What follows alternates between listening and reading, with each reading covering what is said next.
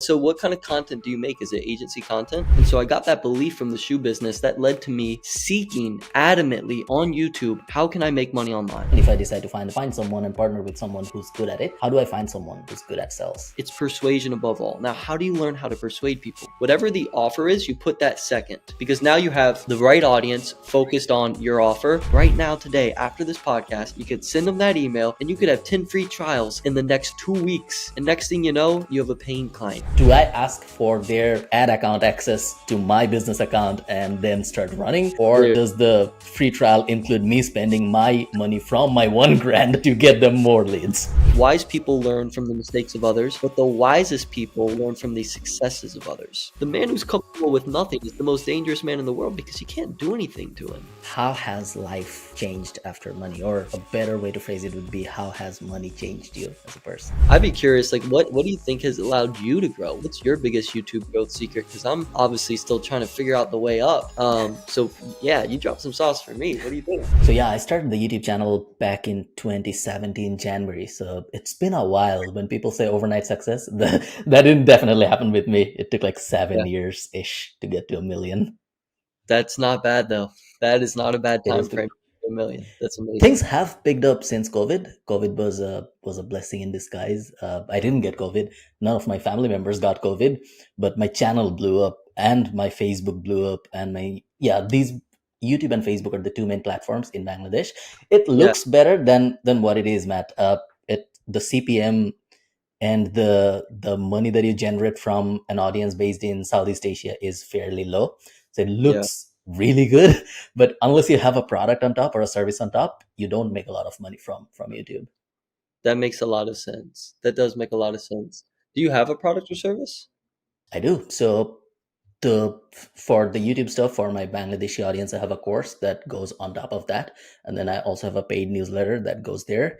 And for the bread and butter is the agency, not an SMMA. I am an old school SEO agency, started in 2018.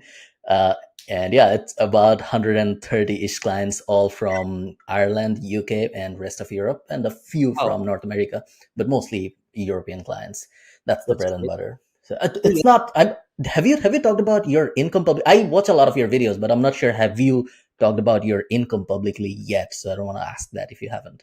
I talk about like revenue and like how much revenue we're doing and yeah. So I mean, yeah, I definitely have talked about money before, for sure. Yeah. So we do across everything. I do probably around 2 mil a year.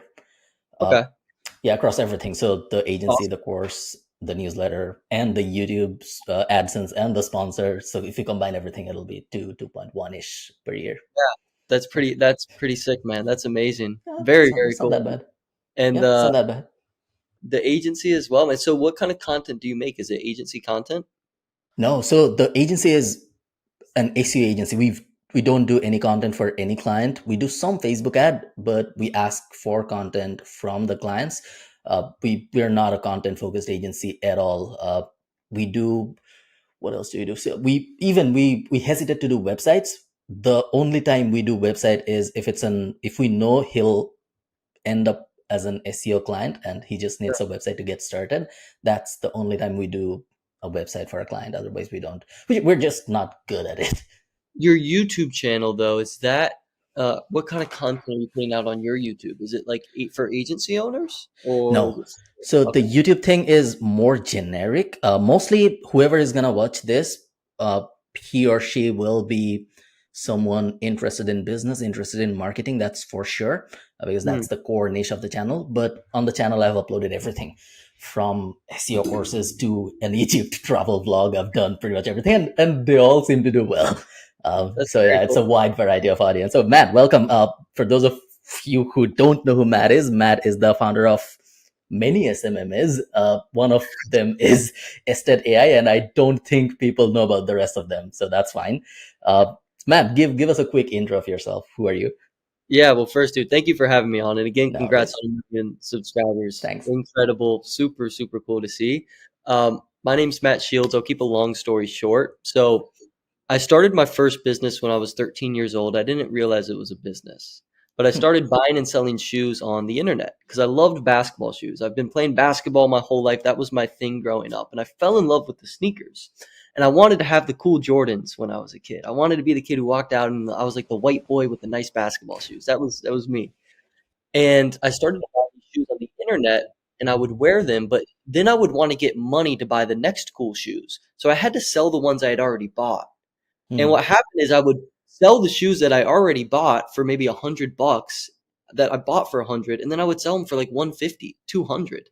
And then I would get a nicer pair. And then I would sell those for like 250. And then I would just keep trading up. And next thing you know, I realized I could buy shoes on like eBay for $100 and sell them for 150, $200, same pair of shoes. But I could wear them for a couple months so I looked cool, like I had a lot of shoes. So that's how I got started in entrepreneurship. I started buying and selling these basketball shoes and I fell in love with it. And I started making some money as like a 13-year-old kid. Eventually, um, I dropped out of high school. I was in ninth grade at the time. I left school. I did online classes. I started an SMMA a few years after dropping out. And it's just been history ever since. We've built 8 social media marketing agencies at this point. I'm 22 now. We do about, across our portfolio of agencies, we do about 400K a month or so. Um, we're working on a couple interesting partnerships right now, Farhan, that will take that number even higher, but I can't say it yet because we haven't done it. So it's a little bit about me and my background. Nice. 400K a month is like 5 million run rate. That's a lot of money. Why did you drop from high school? I really just did not fit into that environment. For me, Hmm. going to school was like trapping a fly in a jar, and you have Hmm. this fly just like banging its head against the jar all the time. Yeah. Discovering online business for me was like realizing that the lid of the jar was off and I could just fly up. And Hmm. so that was my experience in school. That's why I dropped out. I always got in trouble. I felt all alone. Like I felt like nobody understood me. I didn't understand anyone. I didn't understand the clicks and the gossip, and it didn't fit for me. And so I left. And it was actually one of the best things I ever did because had I not left, I would have conformed to that group. Even though it wasn't me, I would have made Hmm. it me. That's what I see millions of people do. They fit themselves into boxes that they don't actually belong in. Thankfully, I was lucky enough to get outside of the box and not let it change me. Hmm. Were there any objections from parents or Yeah. people who who had influence on you? Did they ask you not to do that? Objections, man. You mean beatings? You mean spankings, dude? No. Luckily, I was a little past that stage of my life, but no, there was definitely objections is a light word, but yeah, my parents would not let me do it. They were so adamant against it, but I said, guys, it doesn't matter what you do. I'm not going. I'm not Hmm. going. You could send me to the school. You could have a police officer take me, but as soon as he turns his back, I'm gonna walk out the school. I'm a stubborn person, and I was very stubborn about not going. And thankfully, I was able to convince them. Although it was definitely against their will. They did not want it to happen. Hmm. Someone in Bangladesh would never be able to do something like that. Never. I Yeah, so I was pretty successful when I was finishing my bachelor's.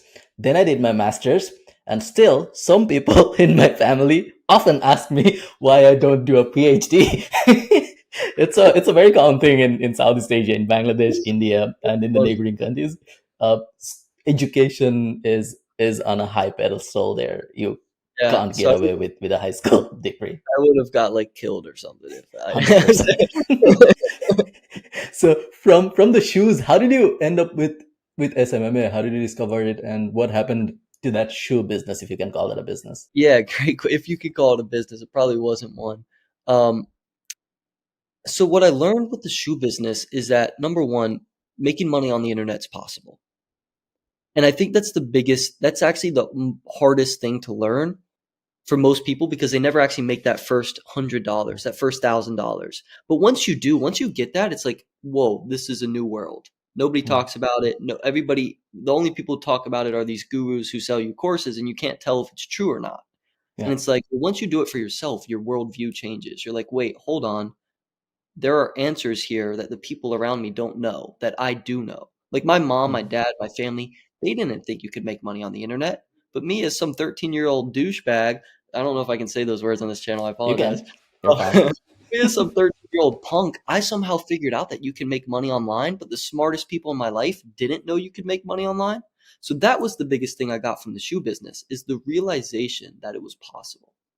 And Mm, I think that's the most important ingredient in success. It's belief. And so I got that belief from the shoe business that led to me seeking adamantly on YouTube, how can I make money online?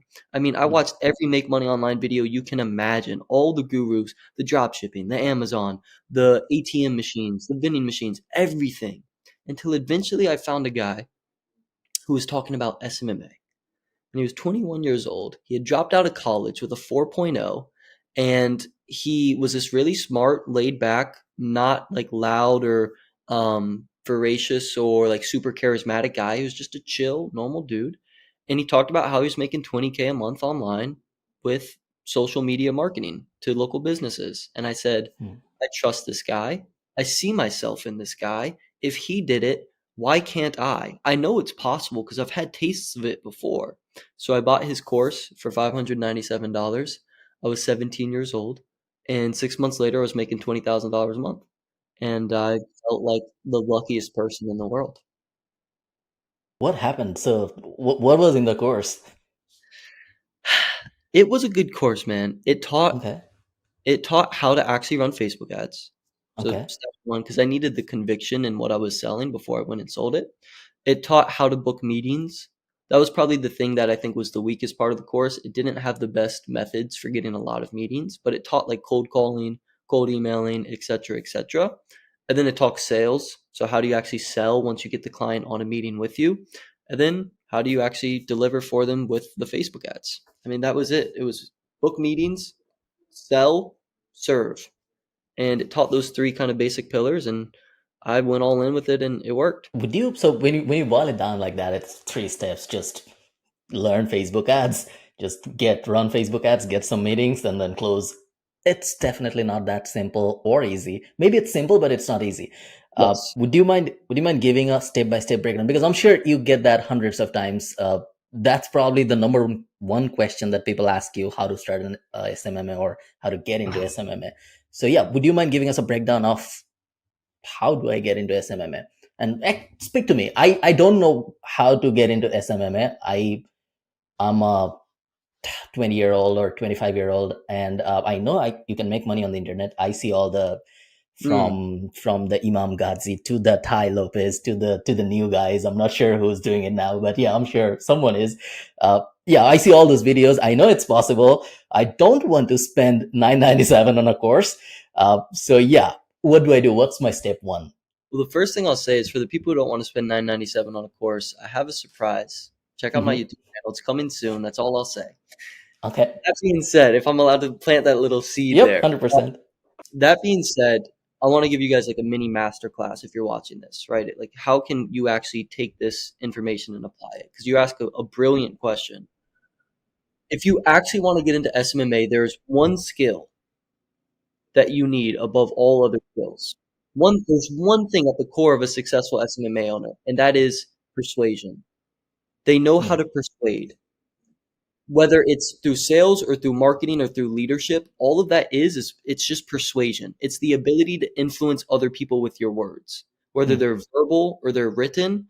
A marketing agency at its very core is a persuasive agency. That's what you do. You persuade people to do things.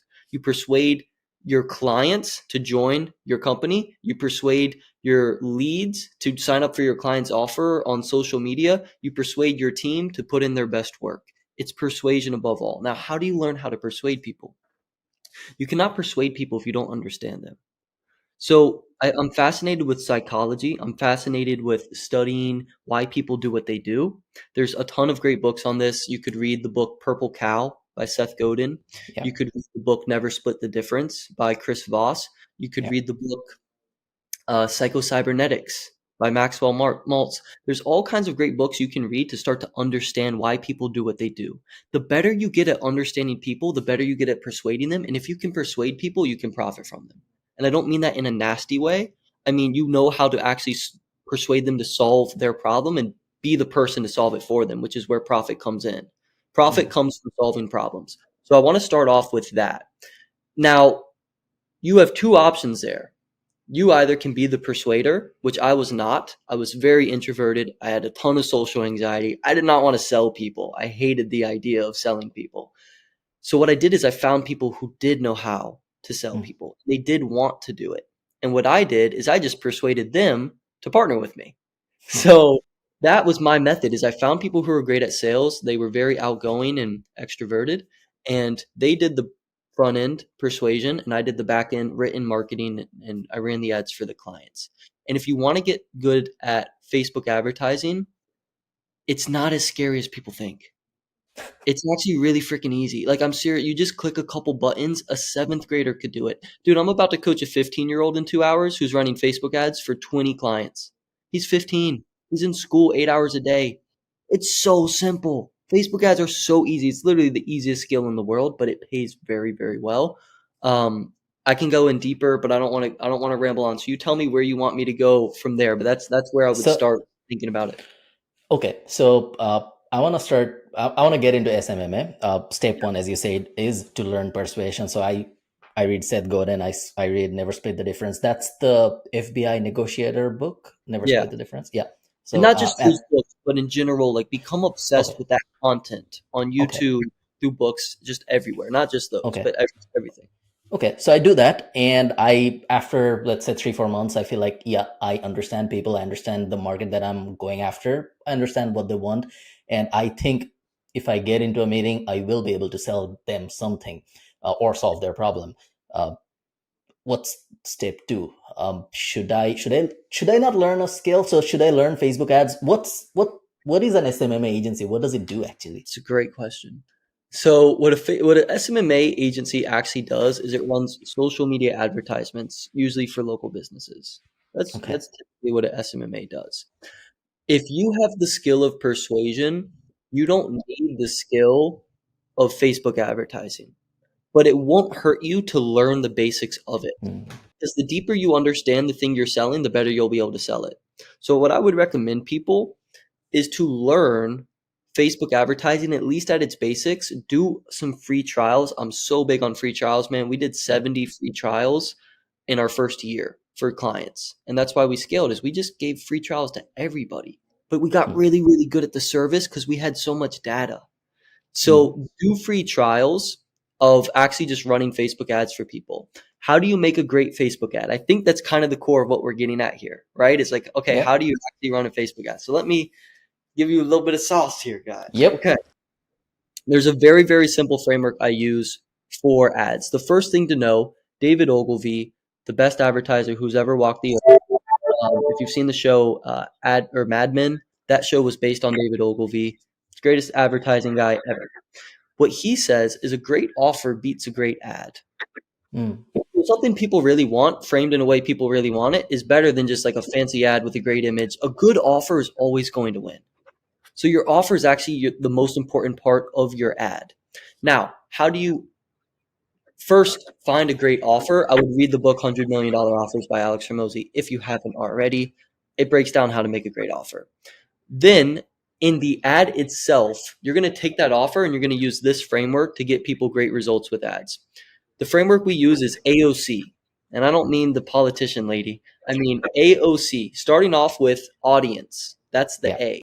You call out the audience first thing. If you're going after single women in Florida in a certain town, you're going to say, hey, single ladies of Naples. And now they know you're speaking to them. So you call out the audience, right? If I'm going after SMMA owners to sell them some freaking course, which I don't, but if I were, I would say, hey, SMMA owners. That would be how I start off the ad. That's the audience. That's the A. The second part is the offer. And that's just putting in what the offer is. You just say, want X, Y, and Z offer? Hey, SMMA owners, want 100 appointments guaranteed in the next 30 days? Hey, single women of Naples, want to try 30 days for free at our new gym? Whatever the offer is, you put that second because now you have the right audience focused on your offer. So you're only dealing with people who are somewhat interested and somewhat qualified for what it is you're marketing.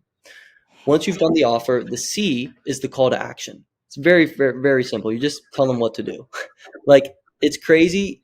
But Men's Warehouse does this amazingly well. They say, like, you're gonna love the way you look. Just tell people what you want them to do or how you want them to feel. Just like tell them, like, this is what's gonna happen for you. Have that conviction. We do that in the marketing and the call to action. We just say, tap, learn more below this ad to claim your spot. Tap, learn more below to claim your spot. And that framework itself, AOC, as simple as it is, that will start you off getting you leads for local businesses. You're going to want to add in some things. You're going to want to add in some benefits, right? So AOBC, so audience, Yeah. offer, benefits, call to action. So benefits of why your gym, let's say, is better than the other gyms. Oh, well, you get to try 30 days free. You get access to this cool equipment. You get to be around a community of other single women in Naples. Whatever the benefits are that you're advertising for, include that in the ad copy. And then the other thing you can do is you can add scarcity.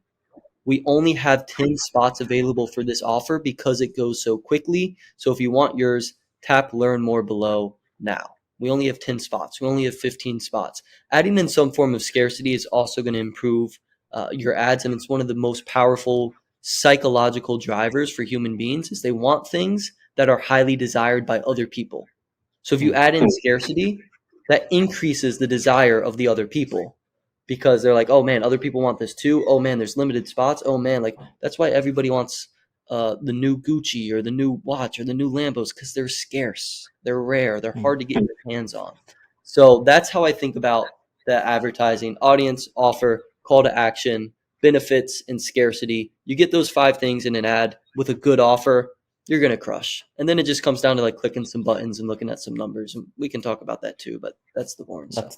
That's brilliant. So thanks for sharing that with me.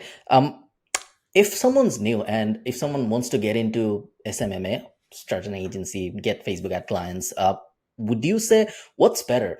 Uh, is it learning the skill, then doing the AOBC for their own agency and try to get leads and then convert? Or is it what you did initially, partner with someone who knows how to sell and then split the profit or do a deal that way? It's a great question, man. You know what's funny is the first agency, it wasn't that I didn't know how to sell. It's Mm. that I was scared. Mm. And I think I'm a big believer that fear is the number one thing that holds people back. And if you Mm. can work through getting through your fear, you can do literally like anything. Like, you can't fly. I mean, you can try, but I didn't tell you to. But you seriously, like, if you can eliminate your fear and your limiting beliefs, you can do so much. It's incredible, man. But I was crippled by fear. I was terrified of picking up the phone and calling people. I was terrified of hopping on calls like this. It's the last thing I wanted to do. So my first agency scaled to 20K a month, but I didn't actually sign paperwork that said I was a partner in the agency. So technically, Mm. I was a contractor, and I was just doing the media buying, the Facebook ads. When it came, push came to shove, and I was like, "Hey, man, can I become a partner now?" We didn't work out an agreement. I got kicked out of that agency and fired. Not only did I not become a partner, but I became fired. So now I'm starting to get from point zero, and I'm like, man, I could partner again with somebody because I'm too scared to freaking sell, or I could just man up and I could start selling. So I Mm. decided to do sales at my next agency. And you know what's funny? Turns out I was even better at sales than the other guy. And we went from 0 to 20K a month in 30 days. It took me 6 months the first time. It took me 30 days the next time. And so what I would recommend to people, I tell that story because I think everybody is capable of learning how to sell. I think it's a skill. I don't think you need to be Jordan Belfort. I know I'm not. But I think there's a process and a method that if you practice and you dedicate yourself to and you put in the work, anybody can learn how to effectively persuade somebody to buy marketing services. I truly believe that. I don't think you need to be Mm. gifted. I think you need to figure out a process that works for you and be authentic and honest in it and follow a few core tactics and principles, and you can do it. So that's what I would recommend people is learn the skill. And if you try it for 6 months and you suck at it, you're not going anywhere and like you're just like, man, sales is not me and it's not working, but you tried, then I would recommend looking for a partner and potentially trying to find somebody and partner up with. So the best way would be to try it yourself first, and only if you can't do it yourself, then look for a partner. Yes, Um, but go all so in let first. let me ask you that easy question that you probably thought I'd ask. How do you even after that, Matt? I'll tell you honestly. Even after the 1 million subs, even after all the fame, I get recognized all the time when I'm in in any Bangladeshi community. So in Bangladesh, obviously, but even in Germany, even in Bonn, random places, if there are Bangladeshi people, they'll probably recognize me. Mm. Partially because of the organic success, and also partially because I run so many paid ads. People see me either way. I still get nervous for things like this.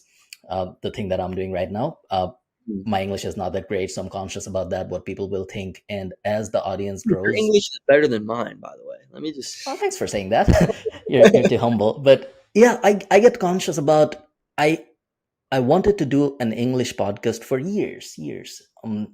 And I didn't do it because I thought people would judge me, and Mm. some probably will. I get you have people have that bias against survivability bias, I think it's called. And even if you get like a million positive comments, you get two negative comments and your eyes go to those two, and you're like, your day is ruined. And I just didn't want to add up to that with an English content, an Mm. English podcast or English videos, because I thought people would say nasty things. What's the point? Why do it? Life is good anyways. So I didn't do it. and Mm. uh, and I think I missed out on a lot of stuff because I didn't do it for fun chats and relationships like this. And also business wise, I think I would have been way more successful if I did things in English, because the audience is bigger, the money is better. I was talking to someone, and he was telling me that his business channel, it's a very small YouTube channel in terms of numbers, but the CPM is like $150, and mine is like 1.52 on a good day, 3. So Yeah. it varies wildly. Yeah. So the question that I'm trying to get at is, how do you get rid of that fear? How did you? It's always scary anyways to talk to someone for an introvert, and it's way more scarier when you're trying to sell that person into a service, uh, you being a nobody. How do you do that? I'll give two thoughts here because I relate a lot to what you're saying. The first thing is the way you overcome anything is by doing it. The Hmm. way I got, the way I broke through the fear of sales calls is by taking hundreds of sales calls. Hmm. The way I got over my fear of anything is just by doing it consistently. And there's still a lot of things I'm still really afraid of, but I'm working on them and I'm doing them and I'm just taking the first step. And I think it really, people are afraid. They're not afraid of doing something. They're afraid of taking the first step. Hmm. Like most people aren't afraid of actually taking sales calls. They're afraid of taking the first one. But once they take the first one, they're going to say, "Oh wait, that wasn't that bad." And they're going to take the second one and the third one and the fourth one. And once they take that first one, they're almost going to be hooked, Hmm. right? So I think really it's a fear of taking the first step, and it's because we are so damn hard on ourselves to where we feel like the first time we need to do something, we need to do it perfectly.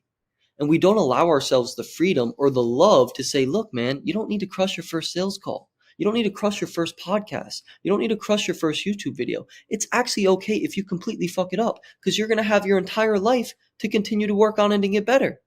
But we live in a society where the standard has become perfection at all times, at all moments, in every endeavor that you ever focus on.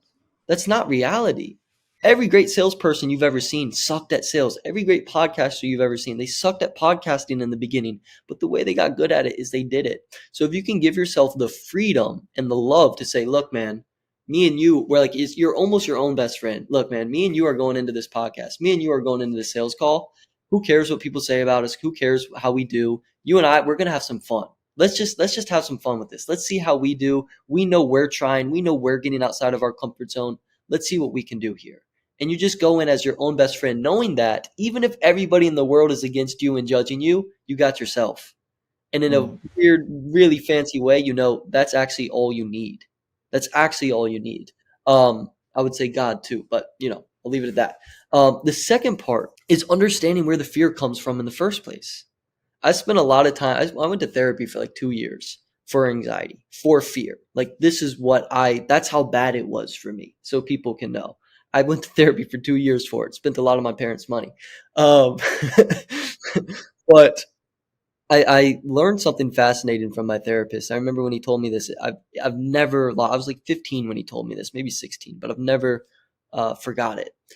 He said he was dissecting my fear. He was like, "What are you actually afraid of, Matt? Like, what are you actually worried about?" I was like, "Well, I don't know." Blah blah blah blah. And he said, "Can I tell you what you're afraid of?" And he broke it down. And he said this. thousands of years ago, we all lived in a tribe. We lived in an actual tribe of 10, 20, 30 people, maybe.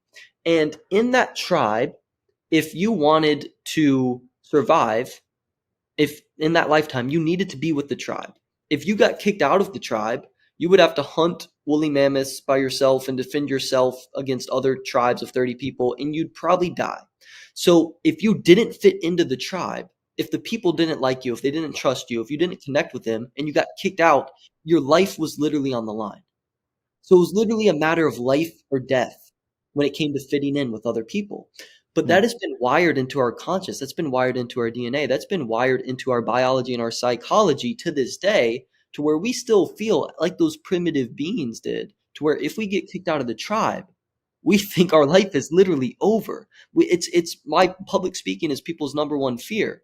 It's why we're so afraid of being rejected, because we feel like if we get rejected, our life is literally going to be over, Hmm. but it's not. We're not in the same time frame we were thousands of years ago. Your life is actually going to be probably fine if you get rejected by people. You will figure it out. You will be okay. Your life is not on the line.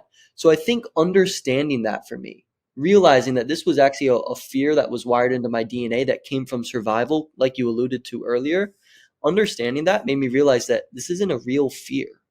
It's like it's made up. What is fear? It's false evidence appearing real. That's what it is. So I think that helped me a lot as well, understanding the actual first principle of fear and where it came from, allowed me to work through it better. So So let me ask you a tactical question first because I'm going to forget it. How do you, so if I decide not to do sales myself, if I decide not to do the meetings myself, and if I decide to find someone and partner with someone who's good at it, how do I find someone who's good at sales? how do you find somebody who's good at sales? Not like an sorry to cut you off, not like an employee, like a partner, like what you did in your early days. Yeah, I think the best place to find a business partner is to put yourself in places where people you want to partner with are. So for Hmm. me, I found my business partner through a mastermind event. I went to a Okay. networking event and I found him there. And I did that as an introvert who didn't want to go to the event, right? But I pushed myself outside of Yeah. my comfort zone and then I found him there. If you don't have a ton of events or you don't have the money or you don't want to go, I would recommend Facebook groups. Facebook groups or Okay. any online communities. School.com, tactical, like let's get tactical. School.com is very interesting. There's a Yeah. lot of people hanging out on school.com. You can find a lot of entrepreneurs, a lot of potential business partners.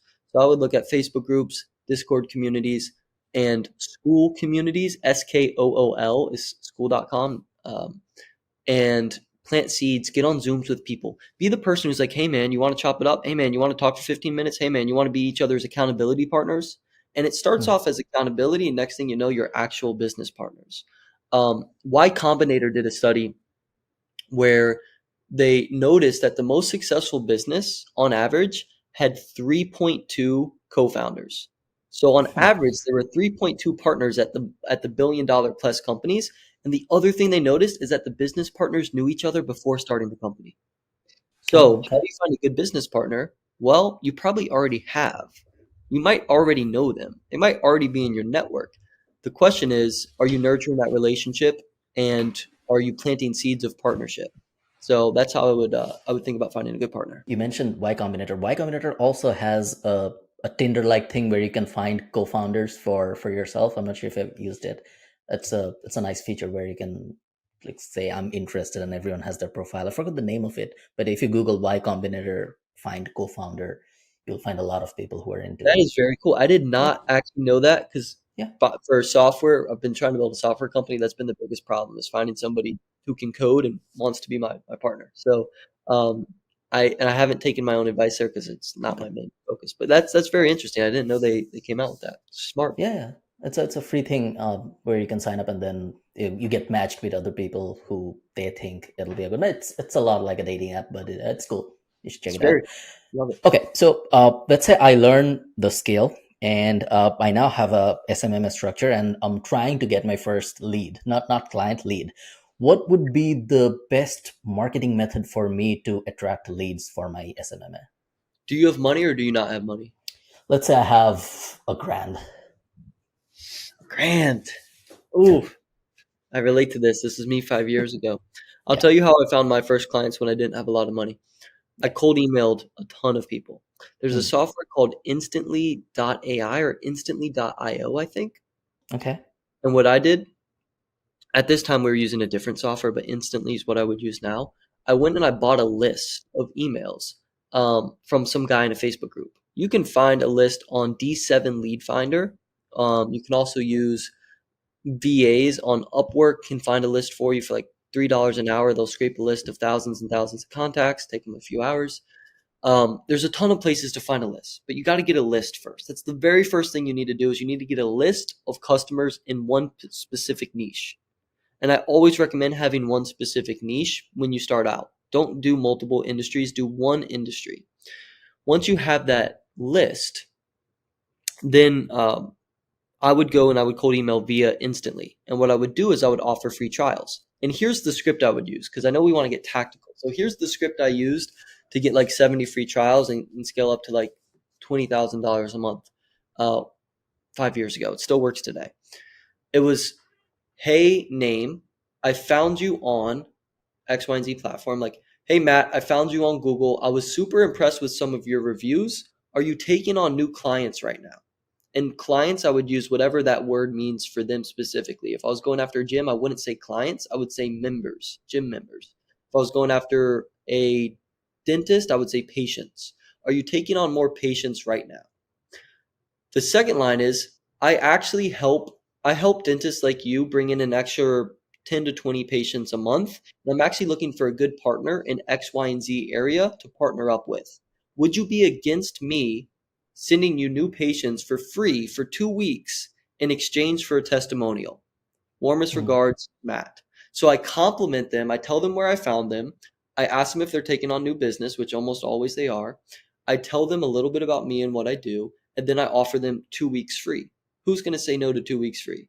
And then I get them on a call. So that's the opening email I would send out that I did send out that you can start doing today. Literally, you could get a list of people right now today after this podcast. You could send them that email and you could have 10 free trials in the next 2 weeks. And next thing you know, you have a paying client. It seriously, it's not that easy, but it is that simple, like you said earlier. So yeah, I bang out a list. I hire a VA from Upwork, or I hire a friend, and for $3 to $5 an hour, I get a list of all the dentists in London or in UK. I send out that cold email. I ask if they're taking more patients, and then I ask for that call, and they get on the call. What happens in the call? What do we talk about? Question. So there's a whole script. I have videos on my YouTube of me actually like doing a live sales call. Yeah. So I go through the whole script, but you ask them questions. Like if you want to close people, sales is not about what you say. It's not about how you say it. It's about what they say to you. So it's about what Hmm. information do you get from the other person? Because in a sales conversation, information is ammunition. And the more information you have on them, the more ammunition you have at the end. You're loading up a gun of problems and reasons that they need your service. And at the end, when they give you objections, you just remind them of all the problems they have, all the things they mentioned to you. So if you want to have a good sales conversation, ask them questions. The very first question I ask Farhan is, what motivated you to take the time to meet with me today? Hmm. What motivated you to take this meeting? Well, I'm kind of looking around. I'm kind of interested. Gotcha. What are you interested in? Why are you interested? What are you doing right now? And it's like podcasting. You know, I'm sure you've noticed this. Like sales and podcasting, it's the same thing. You're just trying to get information from somebody. The only difference is in podcasting, you don't usually have anything to sell them. Unless, I mean, hey, dude, if you Well, got wait, something wait, wait till the end. to sell, so if you got something for me, No, I don't. that's how I think about it. Sales is not about what you say. It's not about how you say it. It's about what the prospect says to you. Okay. Okay. So let's go with the Facebook ad example. At the end of the call, if they agree, if I find the right problems for them, which usually is not having enough potential Trust patients or sales calls or customers, yeah, me. Yeah. one or the other. Do I ask? It's a very, very tactical question, and probably 99% of the audience wouldn't be able to relate to this. Do I ask for their ad account access to my business account and then start running? Or Dude. does the free trial include me spending my money from my 1 grand to get them more leads? Yes, thank you for asking me. This is such a tactical question. Dude, first off, guys, drop a one in the YouTube comments because these questions are these are my DMs. These are the DMs I Yeah. get. Yeah, so I have the clients cover the ad spend. And what I Okay. recommend is most industries like $30 a day for 2 weeks. And if they're not Okay. willing to spend the ad spend, it's because they don't trust you. And it's usually because in the beginning, you're coming off as too needy. Like, oh, I'll Hmm. do it for free. Oh, just give me a video test. Like, no, you should stand behind your service and you could say, look, we're so confident in what we do that we actually want to put our money, we actually want to put our time where our mouth is, and we want to do it for free. We actually are going to cover the entire service cost. You just need to cover the ad spend. Of course, if you're not willing to cover the ad spend, you're probably just not serious enough about growing your business right now, and probably just not a good fit for either of us to do this right now. So, and then I would just like say that, like, look, if you're not willing to cover the ad spend, this probably isn't a good fit for either of us. We're going to cover our entire cost, our CRM, our team, everything. We're going to cover that for you for free. All you have to do is cover the ad spend. And then it kind of makes it go in their brain like, oh, shoot, I guess that's kind of a no brainer. And then Hmm. they spend the ad spend. Gotcha.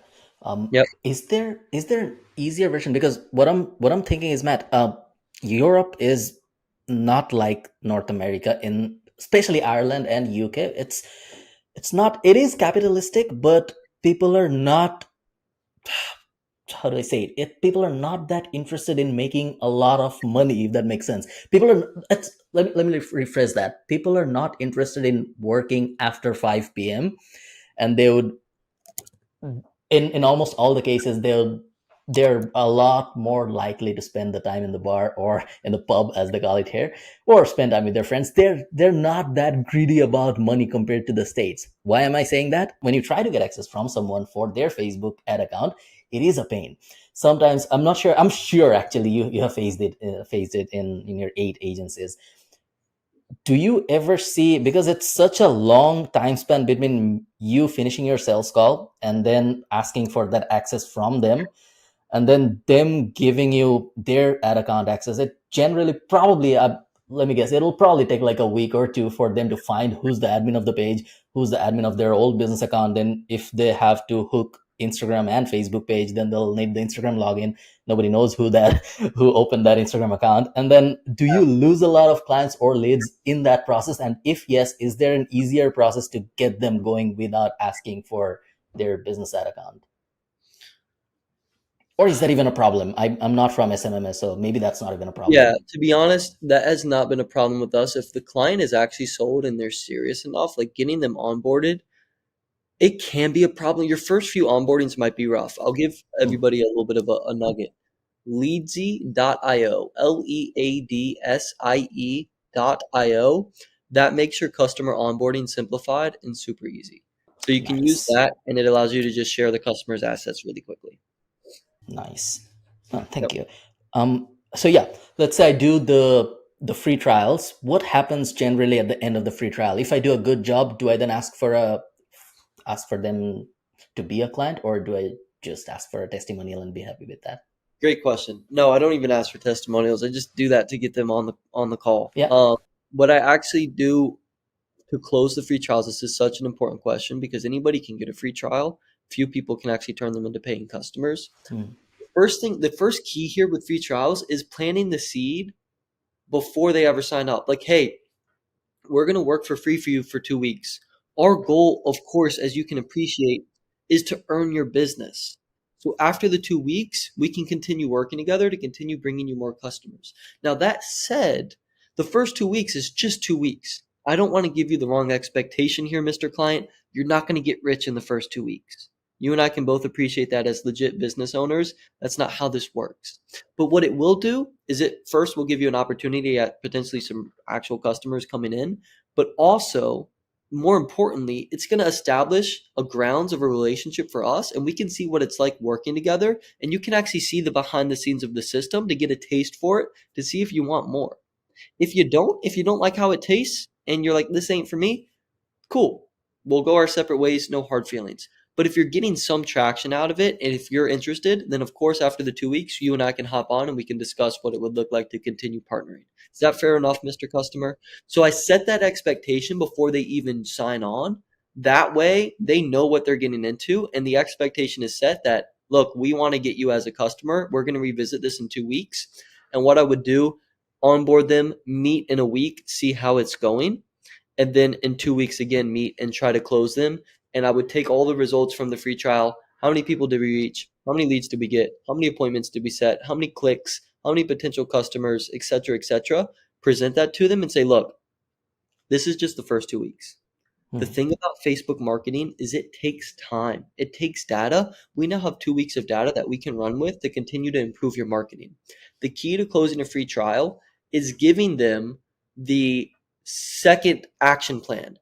This is what we got in our first 2 weeks. Now here's what we think we can do to make it even better as if we were to continue to partner. This is our Hmm. ideas. Give them those ideas. Make the ideas sound great to where they're like, man, I love those ideas. I really think these ideas are going to crush. I would hate not to see this idea implemented in my business. Let me sign on with these guys. So that's how I think about closing free trials. I hope that helps. That's brilliant. Thanks for sharing that. Yeah, I'm sure people are getting a lot of value. Those of them who are listening, a lot of them are probably not listening at this point, but those of you who are, I'm sure you're getting a lot of value out of it. So in SMMA, would you say Facebook ad is the biggest chunk? So if I do a pie chart of the common services of all the SMMS that they offer, would Facebook ad be the main thing, or organic Facebook, organic social media, or TikTok ad, or something else would be the main thing, Great or it doesn't question. matter? In my opinion, keep it simple and sell normal Facebook ads. Okay. Um, yeah, normal Facebook ads. They just work. Don't get fancy. Fancy fails, simple scales. Keep it simple. Facebook ads are proven. They work. It's the best platform to advertise on. TikTok has potential, but it's not there yet. So simple, Facebook and Instagram. Nice. And then to grow your agency, so you get some clients, and then do you keep? So let me ask for yourself. You now have a bunch of agencies. All of them are probably doing very good. Do you still follow the same process of getting new clients? Do you still cold email, or do the marketing changes depending on the stage of the agency? Yeah, so we don't do any cold email anymore. We definitely don't do Okay. free trials. What we Yeah. do now is we run paid ads. So Okay. we're running paid ads to get our customers, and it's like that's like cheat code compared to free trials and cold email. Like we have customers coming into us through our funnel asking Yeah. to work with us, and we're charging them, $6,000 upfront on a one call close. We closed Mm, two of those today, actually. Just first call close. They hop on, we sell them, and that's it. And we're able to do that because really good at sales. We have a ton of testimonials, a ton of social proof, and we have a really good offer, and we have a guarantee that stands behind the offer.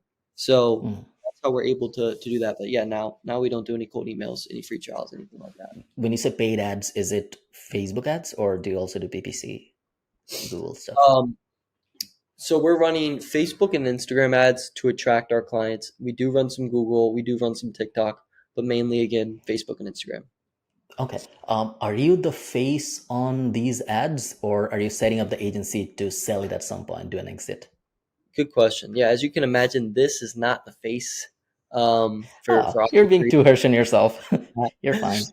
Um, So I've done some ads. My partner does some ads. We outsource some ads.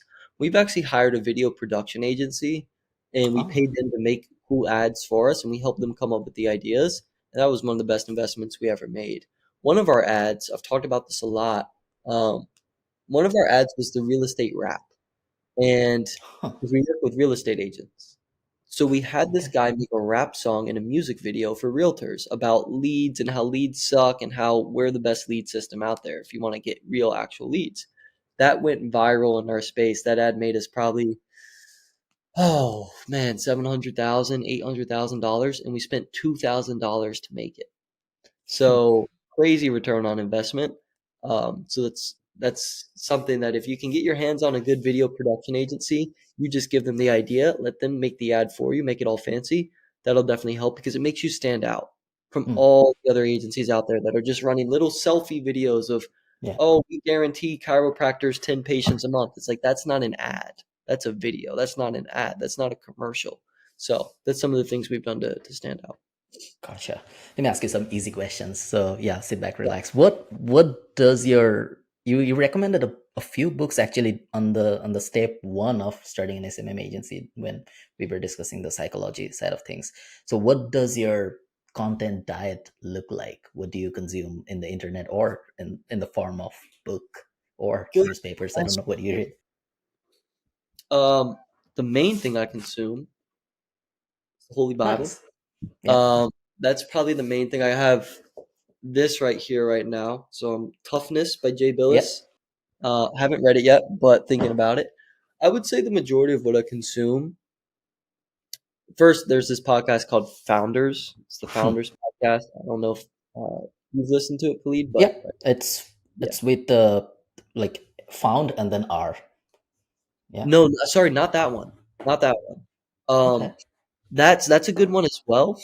But actual Founders, like the actual word, it's Okay. on No, I Spotify. haven't listened to it. It's this guy. I forget what the guy's name is, but dude, it's literally the best podcast I've ever listened to, besides this one, of course. Of course. Duh. But it's literally the best podcast I've ever listened to. This guy has read something like 2,000 biographies of famous entrepreneurs and historians. Just like he's just studied everybody, dude. And he makes these podcasts that break down the biggest takeaways and the biggest ideas that people like Warren Buffett, Steve Jobs, Jeff Bezos, etc., George Washington, all of these guys shared. And he just breaks them down in a really simple, digestible way. I wish I discovered that 5 years ago. It's the number one piece of content I consume. And then as far as books go, I actually really do read the Bible a lot. Proverbs to me is like some of the best wisdom in the world. It's incredible.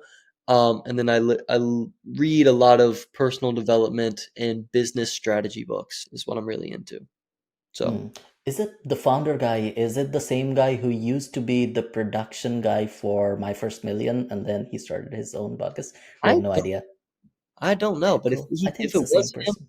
that would be pretty sick. That'd be really Yeah, cool, actually. I think it's the same person, but yeah, just Google Mhm. for yourself. Yeah. Yeah, so not a lot of so that podcast. Why do you read? Wait, when you're listening to a podcast, you're listening to biographies, and then you're also reading biographies and business strategy books. What's in biography? Why does biography attract you? So Charlie Munger said something interesting. He obviously recently passed away. May he rest in peace. But Charlie Munger said the greatest entrepreneurs in history tend to study the other great people of history. It's just a common trait. Like Warren Hmm. Buffett does this, Charlie did this, and the people who came before them did this. So great people study other great people who came before them. And I think it's because the greatest debt that we pay as human beings is things we don't know. Like that's your greatest expense is the information you don't yet know. And if you want to be great, just find somebody who's already been great and learn from them. Skip the process.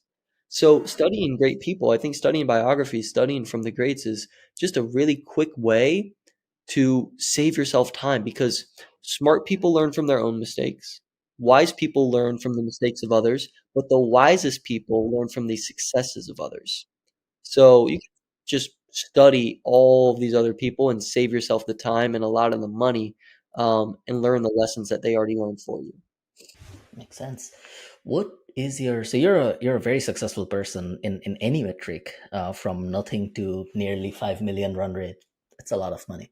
How has life changed after money? Or a better way to phrase it would be, how has money changed you as a person? Man, that's really an interesting question.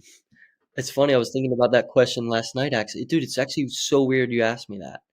I was literally like imagining getting asked that question on a podcast. I forgot our podcast was today. I wasn't even thinking about it, Well, but um, well, I actually remembered it was today, but I wasn't thinking about that yeah. question specifically for this podcast. But I was thinking about it just like, what if somebody asked me that? So it's so funny you asked me that because in Proverbs, as I was just talking about, I think it's chapter 10, verse 16. In fact, you know what?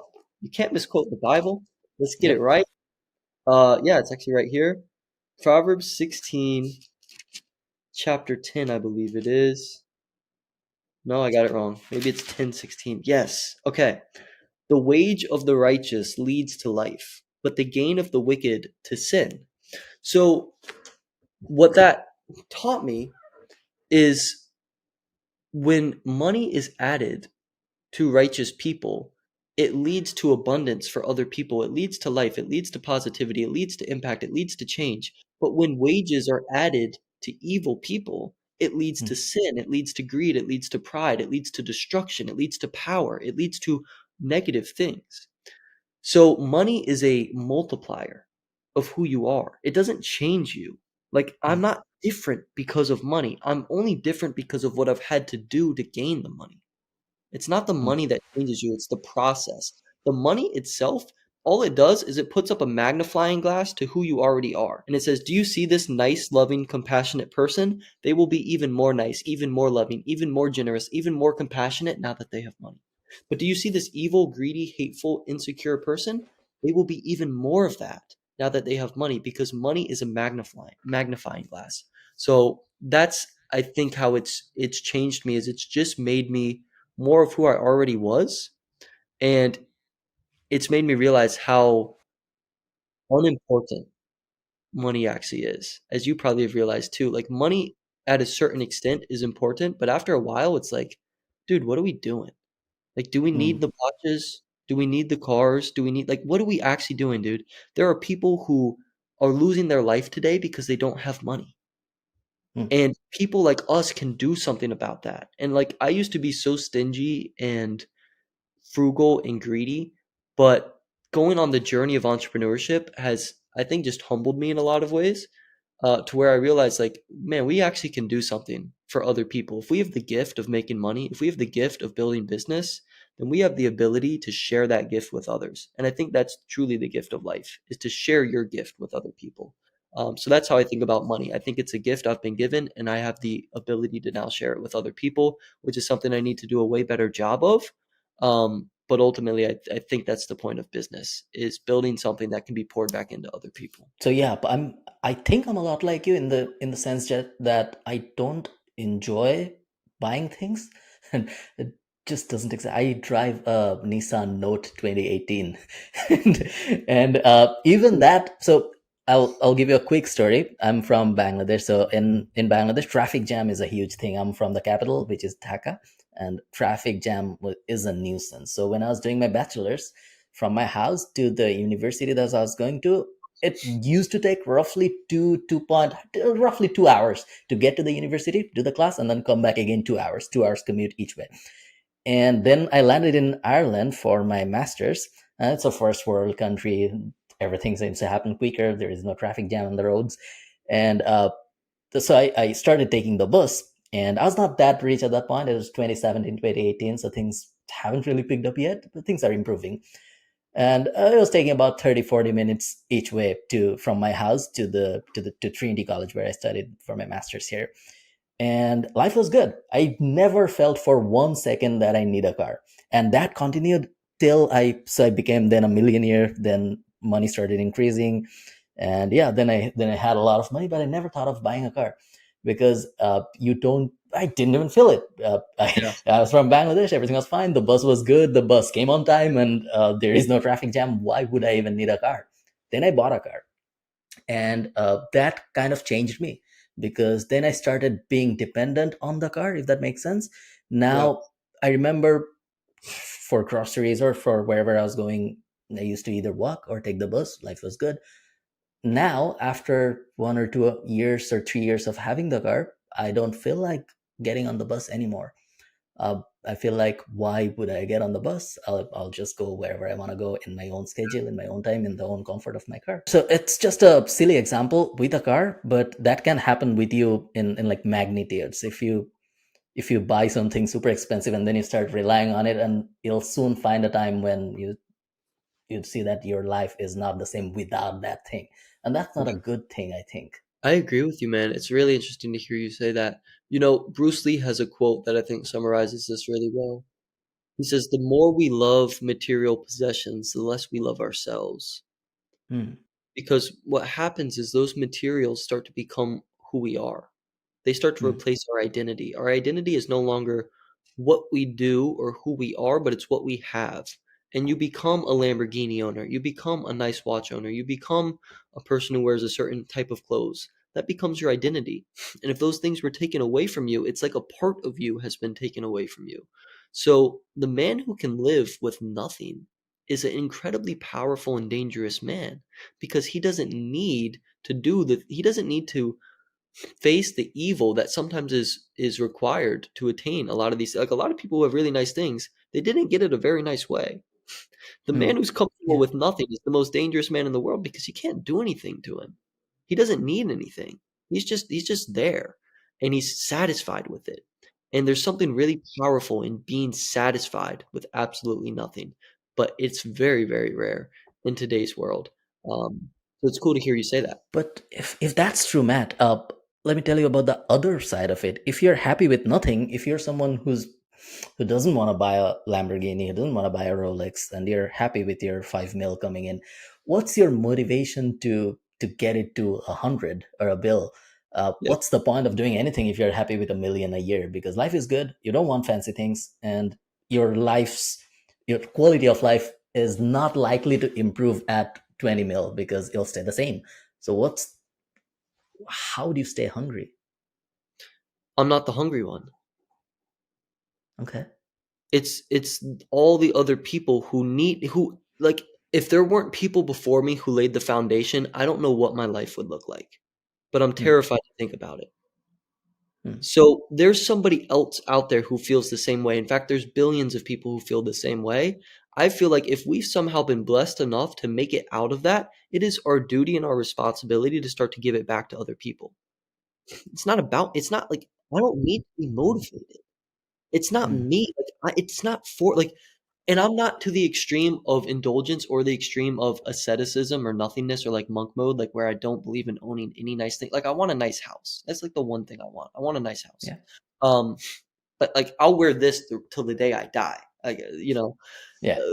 and not because I went there. Obviously, as you guys know, I dropped out. I didn't get close. But it's not about what I want. It's not about that. It's like I believe our purpose as human beings is to sacrifice for other human beings. And if everybody did that, can you imagine, Khalid, a world where everybody lived for somebody else other than themselves?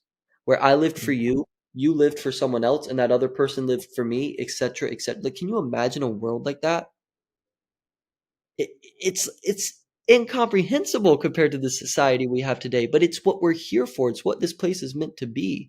A world where everybody is living for each other and they're serving each other. And because of that, everyone feels incredible. People don't fall victim to greed or insecurity or fear or any of those things or lack, because everybody lifts each other up.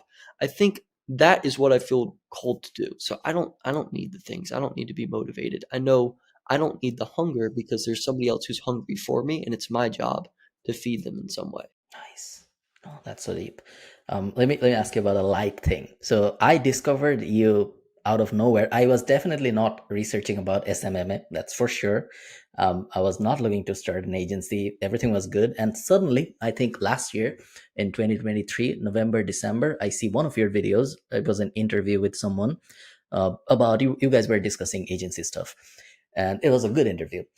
And then I watched a few other ones. I don't remember exactly which one, but you didn't have a lot of. It's a very new YouTube channel. So for those of you who are still listening, please go to Matt Shale's YouTube channel. I'll link it in the description as well, and subscribe if you haven't already. Uh, Even if you don't watch, still subscribe. But yeah, if you watch, that's an added bonus. So yeah, I discovered you out of nowhere. How did you? So why did you decide to be a YouTuber, a content creator, to create content on the internet? One, and then the second part is, how did you grow? Is there a strategy behind it? If you're doing specifically something to grow your YouTube thing? Well, first off, I'm going to ask you that last question. All right. But why did dude? It's hard to get a simple answer out of me because I don't do things just to do them. Like, I know you said it's a light question. I'm gonna try not to give you a crazy deep answer, but I really do think it ties back to what I just said about serving others. Like, that's my Okay. mission in life, is to serve others. Um, And again, I'm not against serving yourself in ways too. Like, take care of yourself, live a good life if that's what you want to. Like, don't I'm not saying you need to live a bad life and just give everything away. But that's why I started the YouTube channel, is because I left school after ninth grade. my school, like I did online classes after ninth grade, but that's just like a scam. Like, if normal school's a scam, imagine online school. It's like the biggest scam. It's crazy, dude. I finished my senior year in 3 days. I started on Nice. a Tuesday. I finished on a Thursday. It was crazy. Um, so my actual schooling was YouTube. I went to Mm, YouTube University, dude. I learned everything I know from YouTube. Like you talked about my content diet, I should have mentioned this. The main content I consume is YouTube videos, probably just like mm, this. So for me, it was a point of nostalgia to go from student on YouTube to professor on YouTube and to share that and to give that back the same way that Billy Wilson, the guy whose course I bought for $597 that started with a YouTube video, that guy changed my life. He's one of my best friends now.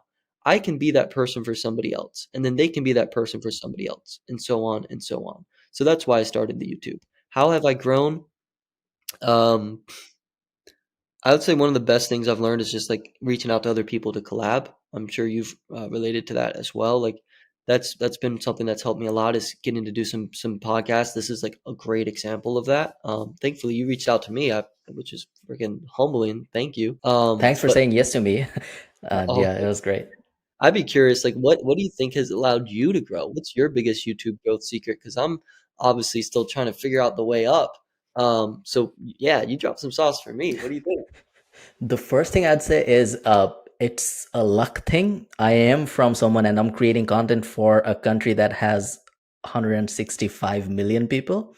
So it's Hmm. and it's most of my content is in Bengali. There aren't a lot of competition in my space for that community, for that country, for Bengali speakers. So it's a lot thing. I didn't strategize this. It kind of happened organically. And I later retrospectively realized that I ended up creating content, business and marketing content for a nation, for a community that didn't have business and marketing content in Bengali, and Hmm. it's a lot of people. And I was right in the middle of internet boom. Internet penetration started in Bangladesh in 2013 14 ish, when people started getting 4G, and then Wi-Fi penetration also happened around the same time, 15 16. So, and also then COVID happened on top of that, which made everything like online became the thing during COVID. So it's a lot of luck. I can't say I don't think I can take any credit for my YouTube journey or content journey. I was at 60,000 subscriber when COVID started and people started working from home, and I ended up with 500,000 when people started going back to their job. People started stopped consuming content on the internet. So yeah, that there's that. It's a luck thing, and the only other thing that I think I did which helped is consistency. I tried to upload once a week, and I saw that when I was consistent on YouTube, that definitely helped. Other than that, the usual stuff that everyone talks about, the thumbnail, the CDR, all the sort of stuff are there. It's not like they aren't there, but these two would be the biggest contributors, I'd say. Yeah, that makes sense. The consistency is so key. I think that's where most people fail right there is they just don't consistently do it. Yeah. Yeah. Yeah. So I started uploading these podcasts. So I have so the English podcast, they'll be uploaded on the main channel, of course. So you get a lot of subscribers. But they'll also be uploaded on a separate channel. And I have actually started uploading the only English stuff on a separate channel. I'll not mention the name of the channel because I don't want the current audience to find the new channel. Hmm. But that channel, when I uploaded the first podcast there, it got like 68 views. And I'm so used to having like 1,000 comments when I upload anything, and all of them are positive. It kind of shocked me, like, what am I doing? It's only 68 views, no comment, and like 2 like and probably 1 dislike as well. And then that channel now has 10 subscribers, like 10 when I'm recording this one. So I'll see where that goes in next 1 or 2 years. So hopefully I'll be able to give you some solid juice next year when we talk. At this moment, I'm just doing the journey from ground up, so I have Wow. no idea what. Challenge, man. It's fun though. It is, dude. The podcast game is fun. Like getting, because I've been doing podcasts a lot on my channel too. I don't know if you've seen those, Yep. but Yep. mirroring other good big podcasts like Diary of a CEO, making sick intros like of 60 seconds of the best moments, Yeah. making cool thumbnail. Like it's like a cool challenge to try to Yeah. grow a YouTube channel. It's really fun though. Cool. Listen, Matt, thanks a lot for doing this. I'm sure you get asked for hundreds of podcasts every week, and you said yes to me. So thanks a lot for that. You didn't have to. It's not like we're friends. We didn't even know each other, but you We said are now. yes. We are now, yeah. Uh, but yeah, thanks a lot for doing this. I really, really, really appreciate it. Dude, I really, really actually appreciate you reaching out to me, and I'm super impressed with what you're doing, man. And super cool to meet you, dude. This was Same. super fun. Thank you for asking such great questions, and I hope people got some value out of it, brother. Perfect. Thanks a lot, everyone. And again, if you haven't subscribed to Matt Shield, please go to his YouTube channel and subscribe.